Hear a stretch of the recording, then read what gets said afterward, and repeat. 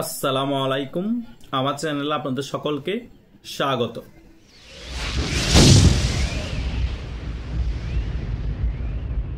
5 August Sheikh Hasina সরকারের পতনের পর ডক্টর ইউনূস যখন অন্তর্বর্তীকালীন সরকারের প্রধান উপদেষ্টা হয়, ভারতের সাথে সম্পর্ক একেবারেই খারাপ হয়ে যায়। খারাপ হওয়ার পিছনে অনেকগুলো কারণ আছে। তার মধ্যে সবচেয়ে বড় কারণ হচ্ছে এই টোকাই সমন্বয়কগুলো ভারতকে নিয়ে অনেক বেশি খারাপ মন্তব্য করা শুরু করে দেয়। তারা নতুন একটি স্লোগান বাইর করে, দিল্লি না ঢাকা, ভারতের 7 সিস্টার্স দখল করা হবে। ভারত যদি বাংলাদেশ নিয়ে কোনো মাথা ঘামানোর চেষ্টা করে, ভারতকে আক্রমণ করা হবে, পাল্টা জবাব দেওয়া হবে আক্রমণের মাধ্যমে। তার কিছুদিন পরে প্রধান উপদেষ্টা ডক্টর ইউনূসও সেম এই টোকাই সমন্বয়কদের সুরে ভারতের 7 সিস্টার্স দখল করা হবে ভারত যদি বেশি বাড়াবাড়ি করে। এই ধরনের বক্তব্য কন্টিনিউ দিতেই থাকে। কিন্তু তার কিছু মাস পরে যখন ভারতের সাথে বাংলাদেশের সম্পর্ক শীতল হওয়ার পথে থাকে, তখন কিন্তু আবার এই ডক্টর ইউনূস এবং এই টোকাই সমন্বয়কগুলা ভারতকে নিয়ে উল্টাপাল্টা বক্তব্য দেওয়া শুরু করে এবং পাকিস্তানের উপপ্রধানমন্ত্রী এবং আরো বিভিন্ন ঊর্ধ্বতন কর্মকর্তাকে বাংলাদেশে আমন্ত্রণ করে, পাকিস্তান প্রীতি দেখানো শুরু করে। তখনও কিন্তু ভারত চুপ করে বসে থাকে, ওই রকম বক্তব্য বা অ্যাক্টিভিটি দেখায়নি বাংলাদেশের উপর, জাস্ট কূটনীতিকভাবে প্রেসার ক্রিয়েট করতেছিল। কিন্তু কিছুদিন আগে সম্পূর্ণরূপে সম্পর্ক একেবারে বিগড়ে যায় এবং উত্তেজনা তৈরি হয় যখন পাকিস্তানের ঊর্ধ্বতন এক কর্মকর্তা আসে। তিনি নাকি সেকেন্ড ইন কমান্ড, মানে উপপ্রধানই ধরা হয় সেনাবাহিনী। তাকে যখন ডক্টর সাক্ষাতের সময় ভারতের কিছু অংশ জুড়ে দিয়ে একটি ম্যাপ বানিয়ে মলাট আকারে ওই সেনা কর্মকর্তাকে উপহার দেয়, তখন কিন্তু ভারত থেকে খুব তীব্র প্রতিক্রিয়া জানানো হয় ডক্টর সরকারকে এবং বাংলাদেশকে। তারপরে কিছুদিন পরে আবার পাকিস্তানের এই নেভির যে প্রধান আছে তাকেও আমন্ত্রণ করা হয় বাংলাদেশে। তখন আরো বেশি উত্তপ্ত হয়ে পড়ে ভারত এবং বাংলাদেশের সম্পর্ক। এরপরে কিন্তু রাজনাথ সিং গত 1-2 দিন আগেই ডক্টর ইউনূসকে লক্ষ্য করে বক্তব্য দেওয়া শুরু করে, ডক্টর ইউনূস যদি মুখে লাগাম টেনে কথা না বলে যে কোনো মুহূর্তে বাংলাদেশে হামলা করা হবে এবং এই ধরনের বেফাস মন্তব্য থেকে দূরে থাকতে বলা হয়েছে। এগুলো কিন্তু একদিনে আসে নাই, লম্বা 14-15 মাসের কার্যকলাপের ফলেই কিন্তু ভারত উত্তেজিত হয়ে ভারতের প্রতিরক্ষামন্ত্রী ডাইরেক্টলি হুমকি দিতে বাধ্য হয়। কিন্তু গতকাল রাতে একটি ফাইনাল ডিসিশন আসে, ভারত আর কোনো সতর্কতা নয়, ডাইরেক্ট বাংলাদেশে আক্রমণ করা হবে। হঠাৎ করে এই সিদ্ধান্ত কেন? তার মেইন রিজন হচ্ছে পাকিস্তানের সাথে এই ডক্টর সরকার প্রতিরক্ষা চুক্তি করছে। পাকিস্তানের সেনাবাহিনীর প্রধান, নৌবাহিনীর প্রধান, বিমান বাহিনীর প্রধান এবং পাকিস্তানের উপপ্রধানমন্ত্রী সকলকে বাংলাদেশে অলরেডি আনা হয়ে গিয়েছে। মানে ভারতের সাথে যুদ্ধেরও প্রস্তুতি নিচ্ছে ভিতরে ভিতরে বাংলাদেশ। ভারত এই জিনিসটা রিয়েলাইজ করতে পেরেছে। এই দিক দিয়ে আওয়ামী লীগকে রাজনীতি করার সুযোগ দিচ্ছে না ভারত। সে কারণে এমন একটা পরিস্থিতি ক্রিয়েট করতে চাচ্ছে যে যুদ্ধ অবস্থা তৈরি হোক, আমরা আক্রমণ না করলেও বাংলাদেশ যাতে বুঝতে পারে আমরা যে কোনো মুহূর্তে আক্রমণ করে ধরাশায়ী করে ফেলতে পারি বাংলাদেশকে। তাই বাধ্য হয়ে আওয়ামী লীগকে রাজনীতি করার সুযোগ করে দিতে হবে এবং বাংলাদেশের সকল দলের অংশগ্রহণ একটি নির্বাচন উপহার দিতে হবে। এটা শুধু ভারতের চাওয়া না, এটা বাংলাদেশের আপামার সকল জনগণের চাওয়া, বিশ্বের যত বড় বড় গণতান্ত্রিক দেশে সকলের চাওয়া, জাতিসংঘেরও চাওয়া এবং মানবাধিকার সংস্থা যতগুলো আছে সকলেরই চাওয়া। তাই এখানে শেখ হাসিনার কথা বলার অধিকার আছে। শেখ হাসিনা যদি অপরাধী হয় এবং আওয়ামী লীগের যত লোক আছে অপরাধী হয়, তাদেরকে আইনের আওতায় এনে বিচার করা হোক, যদি প্রমাণ থাকে শাস্তি হবে। এখন ক্যাঙ্গারু কোর্ট বানিয়ে জজ আপনাদের, পিপি আপনাদের, সরকার দলের আইনজীবী আপনাদের, বিরোধী দলের আইনজীবী আপনাদের, পাতানো একটি ক্যাঙ্গারু কোর্টে তো বিচার কেউ মেনে নিবে না। আপনি অপরাধী হওয়ার আগেই যদি কাউকে অপরাধী বানিয়ে দেন, সেই বিচার তো কেউ মেনে নিবে না। এটা আমি প্রায় ভিডিওতে বলে থাকি। আর সেই বিচার মানবে বা কেন?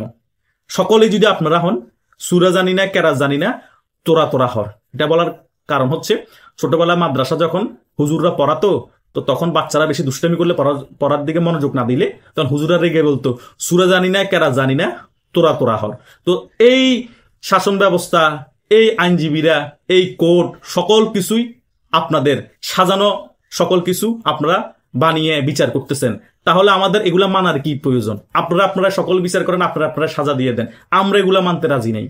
ওই ছোটবেলার হুজুরের মতো সুরা জানি না, কেরাস জানি না, তোরা তোরা হর। কথা বুঝেন নাই? এটাই হচ্ছে বাস্তবতা। তাই ভারত অলরেডি ডক্টর সরকারের উপর প্যাডাপ হয়ে আছে এবং সেনাবাহিনীর কিছু অংশের কার্যকলাপও ভালোভাবে পর্যবেক্ষণ করেছে ভারত, দেখতেছে তাদের অ্যাক্টিভিটি ঠিক না, এবং সেনাবাহিনীর প্রধানও ওয়াকারুজ্জামানও বলা শুরু করে দিয়েছে সকলে প্রস্তুত থাকুন, সার্বভৌমত্ব রক্ষায় আমাদের সর্বদা প্রস্তুত থাকতে হবে। সে কারণে বাংলাদেশ সেনাবাহিনী আর্মি প্রস্তুত হওয়ার আগে ভারতের সেনাবাহিনী বর্ডারে অলরেডি সেনা ছাউনি করে ফেলেছে, চিকেন নেকও বাড়িয়ে দিয়েছে আরো অনেক কিলোমিটার, এবং এখন সেনা সমাগম করতেছে বাংলাদেশের আশেপাশের সীমান্তের মধ্যে। এগুলো আমি অনেক ভিডিওতে বলেছি, অনেকেই হয়তোবা জানেন এগুলো কেন হচ্ছে। ডক্টর ইউনূসের 5 আগস্ট পরবর্তী সময় কর্মকাণ্ডের ফলে বাড়তে বাড়তে ব্যাপারগুলো উত্তেজনা 15 মাস পরে এই পর্যায়ে এসেছে। এখন না পারবে আওয়ামী লীগের কর্মসূচি ঠেকাতে, না পারবে শেখ হাসিনা দেশে ফিরে ঠেকাতে, না পারবে আওয়ামী লীগকে দমন নিপীড়ন করতে, না পারবে ইন্ডিয়ার সাথে যুদ্ধ অবস্থায় জড়াতে। এইদিকে মায়ানমার থেকে আসবে একটা প্রেসার, আন্তর্জাতিকভাবে আরো প্রেসার শুরু হয়ে যাবে। চীন থেকে অলরেডি প্রেসার শুরু হওয়া কিছুদিন পরেই শুরু হয়ে যাবে, আপনারা দেখতে পাবেন। মোটামুটি সকল কিছু ইন্ডিয়া গুছিয়ে ফেলেছে, মানে তল্পিতল্পা নিয়ে পালিয়ে যাওয়া ছাড়া কোনো ওয়ে নাই এই ডক্টর ইউনূস সরকারে।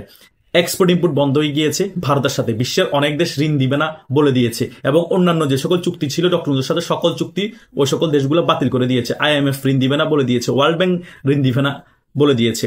দেশের মধ্যে যুদ্ধ অবস্থা, গৃহযুদ্ধের পরিস্থিতি তৈরি হয়ে আছে। তার মানে ডক্টর ইউনূস সম্পূর্ণরূপে তেরপাল হয়ে গিয়েছে, নামে সরকার আছে, কাজে কোনো সরকার নেই। প্রত্যেকটা জায়গায় ডেডি খুনাখুনি, মারামারি, চাঁদাবাজি নিয়ে ওই ওকে গুলি করে দিচ্ছে, ওই ওকে গুলি করে দিচ্ছে। রাউজানের মধ্যে তো মনে হচ্ছে মিনি ক্যান্টনমেন্ট, ডেইলি নাকি এখানে যুদ্ধ হয়, হাজার হাজার গুলির আওয়াজ প্রত্যেকটা ইউনিয়নের মধ্যে। এই অবস্থা চলতেছে একটা উপজেলায়। তার মানে প্রত্যেকটা উপজেলায় কি পরিস্থিতি চলতেছে? যদি অভিযান দেন কত অবৈধ হাজার হাজার অস্ত্র পাওয়া যাবে, এখনো হাজার হাজার অবৈধ অস্ত্র পুলিশ উদ্ধার করতে পারে না। তাহলে এই অবস্থায় ডক্টর ইউনূস পালিয়ে যাওয়া ছাড়া কোনো ওয়ে আছে? তার উপরে আবার ইন্ডিয়ার সাথে যুদ্ধ লাগানোর জন্য বসে আছে। দেশের যখন পরিস্থিতি খারাপ হয়ে যায়, দেশের মানুষকে ভয় দেখানোর জন্য এবং একত্রিত করার জন্য যুদ্ধ ছাড়া কোনো ওয়ে থাকে না, সেটার দিকে আগাচ্ছে ডক্টর ইউনূস। কিন্তু এই যে যুদ্ধের মধ্যে আমরা আগে থেকে হেরে যাব, সেই যুদ্ধ তো আমরা জড়াবো কেন? যে যুদ্ধে বাংলাদেশের 70 থেকে 80% মানুষই চায় না, সেই যুদ্ধে আমরা কেন জড়াবো? সেনাবাহিনীর একটা অংশ যে যুদ্ধ জড়াতে চায় না, সেই যুদ্ধে আমরা কেন জড়াবো? ভারতের সাথে আমাদের কি এমন খারাপ সম্পর্ক হয়ে গিয়েছে যে যুদ্ধ জড়াতে হবে? ভারত কি আমাদের মাতৃভাষা কেড়ে নিতে যাচ্ছে? ভারত কি আমাদের দেশের সার্বভৌমত্বের হুমকি হচ্ছে? ভারত কি আমাদের দেশের মধ্যে কোনো বৈষম্য তৈরি করেছে? আমরা কি ভারতের কোনো প্রদেশ? কিছুই না। ভারত কি আমাদেরকে রকেট লঞ্চার দিয়ে আগে আক্রমণ করেছে? কিছুই না। জাস্ট প্রতিহিংসা। কেন প্রতিহিংসা? ভারত অন্যান্য রাজনৈতিক দলকে সাপোর্ট দেয় না, আমাদেরকে সাপোর্ট দেয় না, আওয়ামী লীগকে কেন সাপোর্ট দেয়? তোমাদেরকে সাপোর্ট দেওয়ার কোনো পথ খোলা রেখেছো? তোমরা একে তো 5 আগস্ট পরবর্তী সময় গালাগালি করেছো ভারতকে, দ্বিতীয়ত এমন ভাবে ভাবভঙ্গি দেখিয়েছো ভারতকে তোমাদের খাওয়ার টাইম নেই, তোমরা বরং ভারতে আক্রমণ করে 7 সিস্টার্স দখল করে নিবা। তো তাহলে ভারত তো বুঝেই নিয়েছে যে আমরা যাকেই সাপোর্ট দিচ্ছি সেটাই পারফেক্ট ছিল, অন্তত সম্পর্ক ভালো ছিল, আমাদের সার্বভৌমত্বের জন্য হুমকি ছিল না। তোমরা আসার পরে পাকিস্তান প্রীতি দেখিয়েছো, ভারতের মধ্যে জঙ্গি হামলা করবে এমন পরিস্থিতি তৈরি করেছো। তাহলে ভারত তোমাদেরকে বিশ্বাস করবে কি করে? তোমাদেরকে সাপোর্ট দিবে কি করে? তোমাদের সাথে ভালো সম্পর্ক করবে কি করে? তোমরাই তো ধ্বংস করে দিয়েছো। তাই ব্যাপারগুলো আমাদের আগে বুঝতে হবে, শুধু গালবাজি করে লাভ নাই। তোমাদের কর্মকাণ্ডের কারণে এই পরিস্থিতি এই জায়গায় এসেছে। ভারত সম্পূর্ণরূপে আক্রমণ করার প্রস্তুতি নিয়ে বসে আছে। তাই ভারতের আক্রমণ হবে নাকি হবে না সেটার থেকে গুরুত্বপূর্ণ বিষয় হচ্ছে আওয়ামী লীগ যে বাংলাদেশের রাজনীতিতে ফিরে আসছে খুব শীঘ্রই, সেটা ক্লিয়ার হয়ে গিয়েছে। কারণ আর কোনো উপায় নেই ডক্টর সরকারের কাছে, বিএনপির কাছে, জামাতের কাছে।